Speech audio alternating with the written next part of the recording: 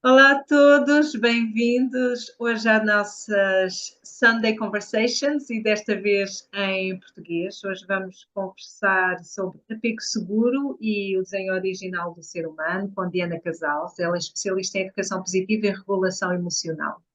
Diana, muito obrigada por estares hoje connosco. Eu é que agradeço. Antes de entrarmos no nosso tema, que é super inspirador, vamos partilhar com todos um bocadinho sobre ti. Fala-nos um pouco sobre ti, sobre o teu percurso, aquilo que quiseres partilhar.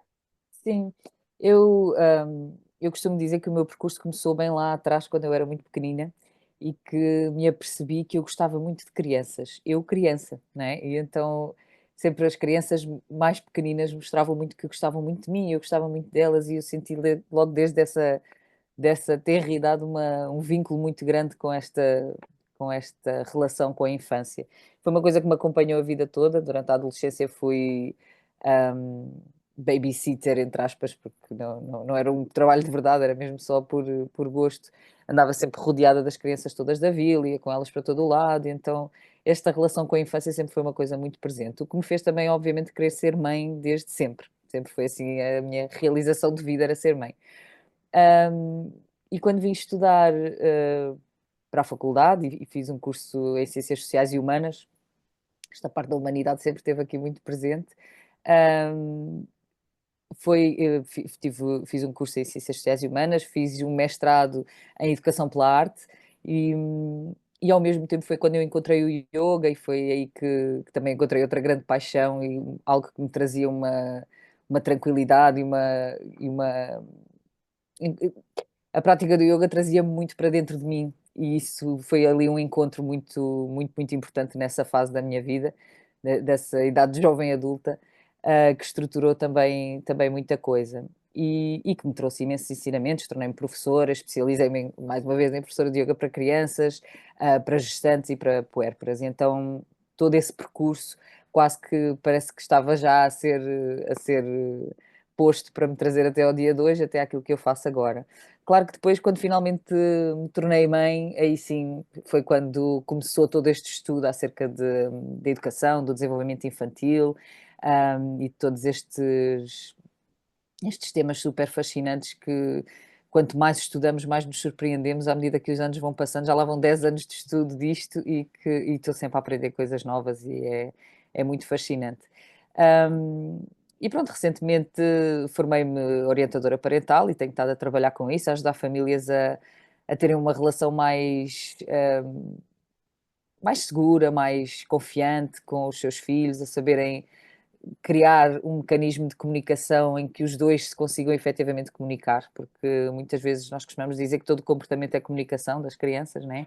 E muitas vezes nós não compreendemos muito bem porque é que os nossos filhos se comportam como comportam, mas há uma comunicação que está ali a acontecer e o papel do educador parental é muito vir traduzir essa comunicação que muitas vezes os pais não estão a conseguir decifrar na sua criança. E então o que damos é ferramentas para os pais conseguirem fazer essa relação com a criança. Portanto, a educação parental tem muito mais a ver com os pais do que com a criança, não é? Nós vamos atuar é nos pais. Um, isto para dizer que estes temas da educação positiva, o apego seguro, a teoria do apego seguro e o desenho original do ser humano são apenas alguns temas que são trabalhados no todo da educação positiva, mas que eu acho que são assim os temas de base, porque é aquilo que nos fala mais e que nos traz mais da origem, da Exatamente, era isso hoje que tu gravidez, da maternidade. querias trazer. E Exatamente. quando tu falas em apego seguro, desenho original do ser humano, a que é que te referes exatamente? Então, vamos lá, mergulhar aqui um bocadinho nestes temas que davam aqui o dia inteiro de conversa cada um deles. Vou tentar ser o mais sucinta e tentar envolver aqui isto de uma forma bastante clara e para que se perceba. Começando pelo o desenho original. O desenho original do ser humano é basicamente a forma como nós, enquanto seres humanos, seres humanos, mamíferos, não é? A forma como vimos programados para o mundo, não é? Aquilo que, enquanto espécie, vimos programados para esperar e receber. Quando o bebê nasce, vem programado para receber o cuidado do seu cuidador, para estar próximo do seu cuidador, não é? E a criança, à medida que vai crescendo, vai precisar de movimento, é curiosa por natureza, é generosa por natureza, há uma data de características que nos são inatas, não é? E então ter o conhecimento dessas características, disso que é inato na criança, é algo que nos ajuda a perceber muitas das coisas que depois uma educação mais tradicional, com menos entendimento destes conceitos, depois não compreende certos movimentos das crianças, certas necessidades das crianças e até os interpreta como mau comportamento. E é aí que começa às vezes a haver uma dissonância de comunicação entre o adulto e a criança, porque não se consegue perceber que a criança está só a ser criança, está só a ser aquilo que veio para ser, precisamente com o seu desenho original. E que são características que nos acompanham até à vida adulta, se nos derem esse espaço, não é? Quando acontece o oposto, em que, ao não compreendermos isso, vamos não atendendo a essas necessidades da criança, a criança tem a necessidade, uma das necessidades mais básicas, tão importante quanto alimentar-se, por exemplo, é ter conexão com o seu cuidador e, portanto, quando isso falha, a criança vai fazer de tudo para conseguir conectar-se e vai muitas vezes desligar-se da sua natureza para conseguir conectar-se e é por isso que tantos de nós, adultos, depois estamos tantas vezes desligados da nossa natureza. Este é um pouquinho assim um aflorar da parte do desenho original, há muito para dizer sobre isto, sobre cada uma destas características e assim, mas são duas coisas que se complementam.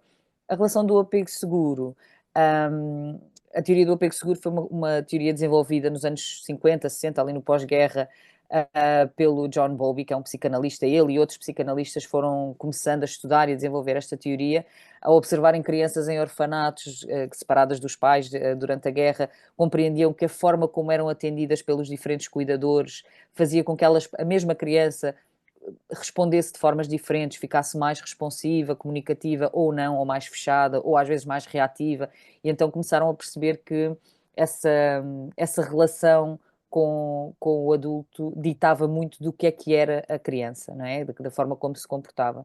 E, portanto, o apego seguro, no fundo, é a expectativa que a criança traz de ser atendida, de ter as suas necessidades atendidas pelo seu adulto, ok? De haver essa conexão, de ter um adulto que é competente no atender das suas necessidades básicas. E isso é possível de fazer, enquanto nós adultos, como é que nós conseguimos fazer isso? É tendo a capacidade de nos vincular com a criança, não é? Então, estarmos atentos, estarmos disponíveis para mergulhar dentro dessa sensibilidade da criança e sermos capazes de a atender. Neste momento, nesta sociedade, não é? Que todos nós criamos, que a nossa geração também ajudou a criar, parece que nós temos alguns desafios ao nível daquilo que é o nosso desenho original, como tu estavas a falar. Queres-nos falar sobre quais é que são passos que ferramentas que nós podemos utilizar individualmente ou coletivamente para resgatar esta conexão com esse desenho original do ser humano? Sim. Antes até de chegarmos às ferramentas, era importante perceber porque é que precisamos dessas ferramentas, não é? Porque são coisas que já estariam cá, não é? Lá está, como eu disse no início, se nos tivessem dado esse espaço, nós já teríamos naturalmente essa conexão com o nosso corpo, uns com os outros. O ser humano é um ser cooperante, não é? Não existe esta ideia da criança ter que ser independente ou de nós temos que ser independentes. Ninguém é independente, nós somos todos codependentes uns dos outros. Podemos ser autónomos, mas que são coisas diferentes, autonomia e independência. Então o que é que acontece muito e porque é que nós estamos muitas vezes tão desligados do nosso corpo? Tem a ver exatamente com essa expectativa que nós trouxemos e como não há esse atendimento, é muito duro, é muito difícil para a criança, é um sistema nervoso que ainda está em formação e, portanto, fica sobrecarregado com imensa facilidade e, portanto, é demasiado doloroso, a criança fecha-se, não é? E a criança começa a coartar as suas partes para conseguir sobreviver a uma dificuldade tão grande de não ser atendida. É um sofrimento real que as crianças passam. E, portanto, é assim que chegamos depois à idade adulta. O caminho que temos que fazer é o caminho oposto, é agora que nós somos o nosso adulto, é nós olharmos para dentro, voltarmos a dar-nos espaço para nós sentirmos. Quantas pessoas nós conhecemos que não têm facilidade em sentir, sentem até que é perigoso sentir alguma coisa porque ou porque lhes foi né? Essa crença foi criada durante a infância, ou até porque sentem que se permitirem sentir uma emoção mais forte, seja até de alegria, seja até de emoções mais de tristeza e de raiva, que a pessoa nunca mais vai sair daquela emoção, então escudam-se, né? E o ter essa capacidade de deixar sentir, deixar o corpo falar, criar essa empatia pela nossa própria história, por aquilo que nos aconteceu na infância, às vezes é um percurso difícil de fazer, mas que é muito necessário, só assim é que nós vamos conseguir nós deixar de estar fechados para conseguirmos atender à nossa criança e conseguirmos criar essa relação, fazer com que esse ciclo de fechamento se quebre um pouco, né? E conseguirmos abrir-nos para Nesse estarmos sentido disponíveis. que tu estás a falar, porque nós aqui na Prenatal Alliance nós queremos estar nestas conversas a lidar com tudo o que tem a ver com uma concepção consciente, com a gravidez, com depois o pós-parto, os primeiros anos de vida da criança, como tu estavas a falar acerca desse apego seguro, porque é que é tão fundamental nos primeiros anos de vida esse apego, essa ligação da criança com o cuidador? Sim, os primeiros anos de vida são fundamentais. Aliás, já até antes do nascimento, até, não é? O bebê está como nós sabemos, o bebê humano é o bebê que nasce mais imaturo, não é? Por causa da dimensão do nosso cérebro, e portanto, quando o bebê nasce, ainda há uma grande parte do cérebro que não está formada, não é? E então há uma sensibilidade muito maior, há uma vulnerabilidade gigante, e portanto o bebê precisa do seu cuidador para se desenvolver de forma saudável, não é? E portanto, se o cuidador não, ele sobrecarrega-se muito facilmente, antes de tudo, né? À mínima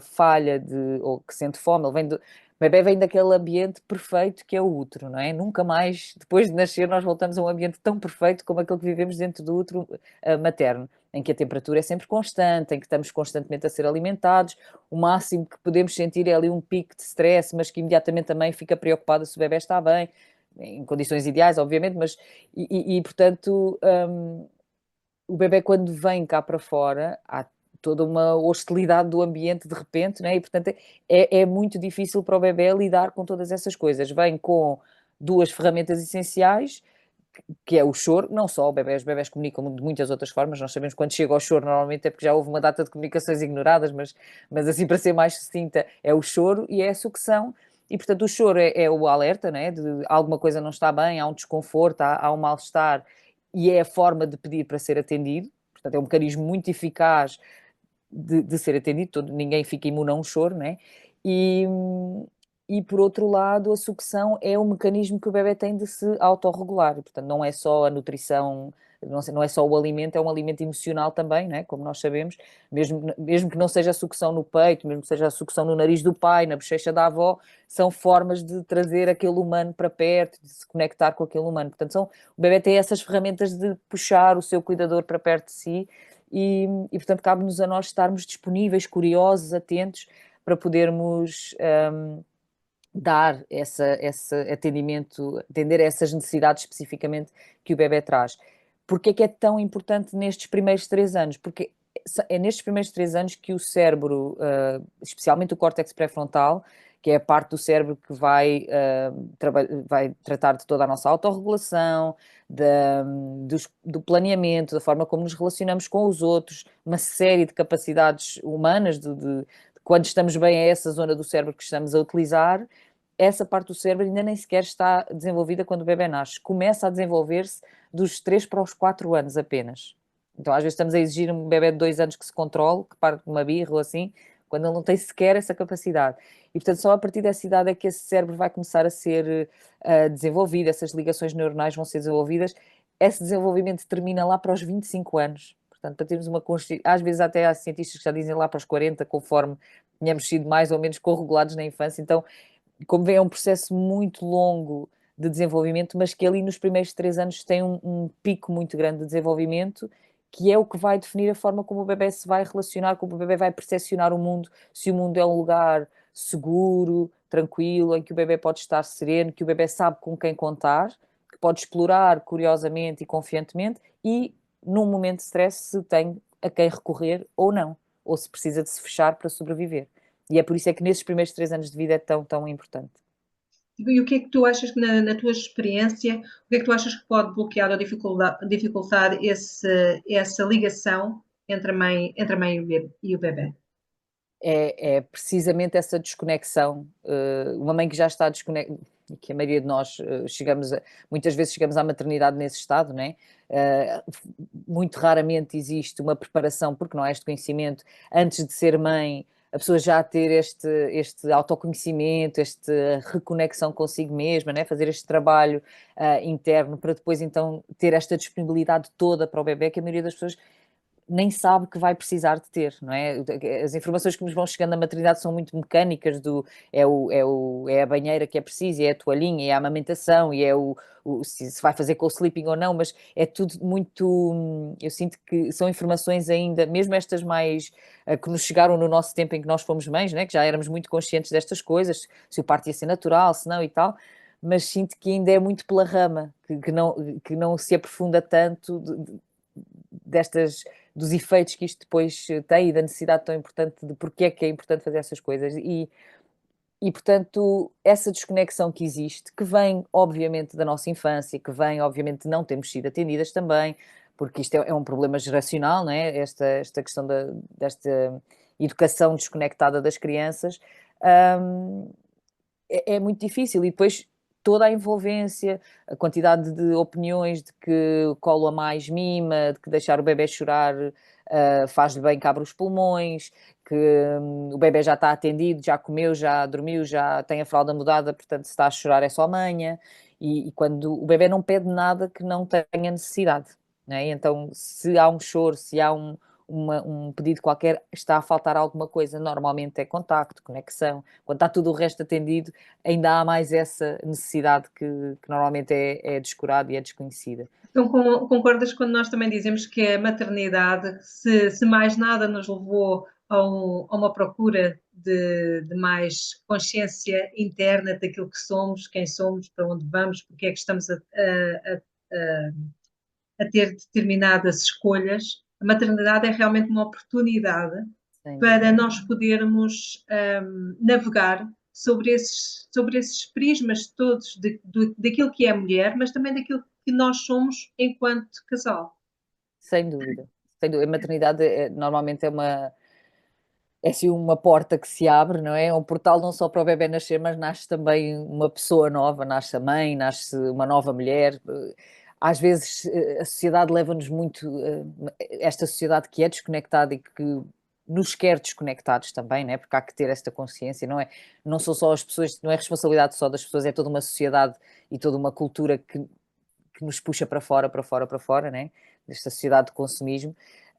Esta ideia de que depois de teres o bebê vais voltar ao estado em que estavas antes, nunca mais vamos voltar à vida que tínhamos antes, nunca mais vais ser a mesma pessoa. Então passa por abraçar este novo ser que vamos ser e que muitas vezes vamos ser um ser muito melhor, muito mais adulto, muito mais maduro, se nos permitirmos fazer este percurso de sentir, de conectar com o bebê, de abrir realmente essa porta para um mundo muito, muito, muito maior, que é toda a nossa potencialidade, que se calhar não tivemos a oportunidade de trazer ao mundo quando éramos crianças e que agora há uma nova oportunidade de.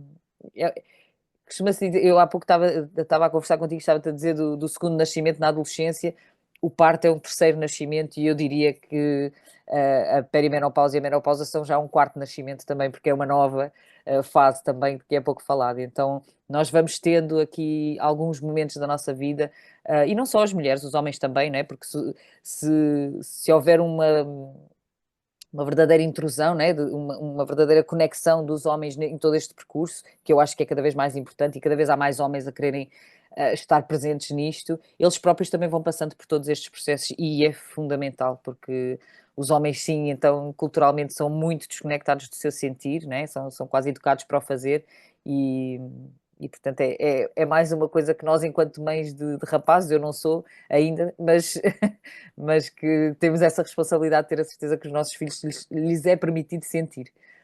Eu sei que na tua prática, a grande maioria das pessoas com quem tu falas serão mães e que podem ter já alguns desafios com as suas crianças. Mas esta é também uma preparação que deveria ser feita, esta consciência daquilo que é o pós-parto, não é? O que é que vamos ser, não só enquanto pais durante a gravidez, mas depois, ou enquanto mães durante a gravidez e depois pós. Esta consciência devia existir mesmo antes de nós termos os nossos bebés, não é? Porque seria também isso que nós gostaríamos que tivesse acontecido connosco, não é? Sem dúvida, seria um mundo ideal, não é? Se nós, ao tomarmos enquanto sociedade verdadeira consciência da importância da criação de um humano que vai integrar uma sociedade, não é? E se nós tivermos esta noção de coletivo, se todo esse percurso for tido com a importância se for visto com a importância que tem, então a preparação dos cuidadores dessa criança que virá seria feita muito antes, não é? Acho que seria até feito, nem era preciso talvez olharmos para isto de um ponto de vista muito académico, de formação ou assim. Acho que a própria criação dos nossos filhos, ao ser uma criação mais consciente, os nossos filhos já vão crescer para serem adultos mais conscientes, que já terão consciência. Eu não tenho dúvida nenhuma que as minhas filhas, se um dia quiserem ser mães, já vão ter uma total consciência destas coisas que eu nunca tive, não é? Porque nós conversamos muito sobre isto. Eu vou conversando muito com elas sobre todas estas questões de desenvolvimento, até delas, de mim, não é? De quando eu falho, porque é muito importante ter consciência que esta coisa toda da educação positiva e de atender às necessidades do bebê e assim, nós não estamos a apregoar mães e pais perfeitos, porque isso não existe. Não é? Somos todos humanos, vamos falhar, vamos ter os nossos momentos em que nos desregulamos e assim. É preciso ter uma base de relação respeitosa, não é? Que nos permite, tal como com os nossos parceiros, quando há um É momento de preciso, lá está, tensão, ter esses haver mecanismos de regulação, não é? exatamente, Porque às vezes sabermos parece que não regular. existem mecanismos, existe uma desregulação, mas nós depois não sabemos como nos acalmar, Às como vezes nem até sabemos pedir que desculpa estamos à própria. desregulados, sequer. Exato. A desconexão é tal que achamos que somos, eu sou muito assim, eu sou uma pessoa muito frontal, eu sou uma pessoa. Não, a pessoa está só desregulada e não sabe, nem nunca aprendeu a regular-se, nem nunca aprendeu a viver num estado de segurança, de tranquilidade, nem sequer sabe que isso é possível. E, portanto, é isso, é primeiro nós aprendermos a autorregularmos, aprendemos a corregular-nos com o nosso parceiro, se tivermos, ou quem não tem parceiro, com a comunidade que tem à sua volta, não é? Para então podermos corregular as nossas crianças que não têm ainda a capacidade de o fazerem sozinhas, não é? Então é nesse mecanismo que eu acredito que a pouco e pouco, muito lentamente, e seria ótimo se fosse um processo um pouquinho mais acelerado, seria bom para toda a gente, mas a pouco e pouco é algo que vai. E agora que estamos a acabar, eu queria te perguntar, para uma mãe que está a iniciar este caminho, ou para um casal, ou até mesmo para um terapeuta, eu sei que muitos terapeutas até são novos nesta mensagem que tu estás a mandar, não é? Lançar para o mundo. Qual é que é a mensagem que tu gostarias de deixar para todos eles? Alguns pensamentos que achas que foram importantes, ou que seriam Acho que é importantes? importante, acho muito importante trazer sempre a perspectiva da criança. Eh, Esta é a base de tudo, porque se nós pensarmos bem, a criança é o ser mais vulnerável da nossa sociedade. Não tem mais ninguém, senão os seus cuidadores, senão os adultos que a rodeiam, para a defender, a proteger, etc. Então, seria muito interessante se nós conseguíssemos ver mais vezes a perspectiva da criança, como é que a criança sente, como é que a criança entende. Para isso precisamos um pouquinho de estudar sobre precisamente as fases de desenvolvimento infantil, o que é que uma criança é capaz de perceber ou não podemos querer clonar o nosso cérebro da criança e dizer, então, mas não se está mesmo a ver que eu fui ali e já vim, porque é que estás a chorar, não é? Então, precisamos perceber que para a criança essa previsibilidade não é tão óbvia, não é? E então, para dar um pequenino exemplo, acho que começar por procurar sempre trazer a perspectiva da criança e para fazer isso, começar também por cada um de nós, não é? Por fazer esse mergulho interno, esse olhar para a nossa infância e olhar para a nossa história, as nossas dores, com muito carinho, com muito cuidado, porque não é fácil de facto, mas ao ir acolhendo essa nossa história, vamos criando a capacidade de sermos muito mais empáticos com as crianças. Obrigada, Diana. Foi um prazer ter-te aqui connosco. Muito obrigada, eu é que Espero que agradeço. seja a primeira de muitas vezes e que possamos falar um pouquinho mais sobre este tópico, que tem tanta coisa que podemos aqui Sem comunicar. dúvida. Obrigada. Muito Tudo bom. obrigada.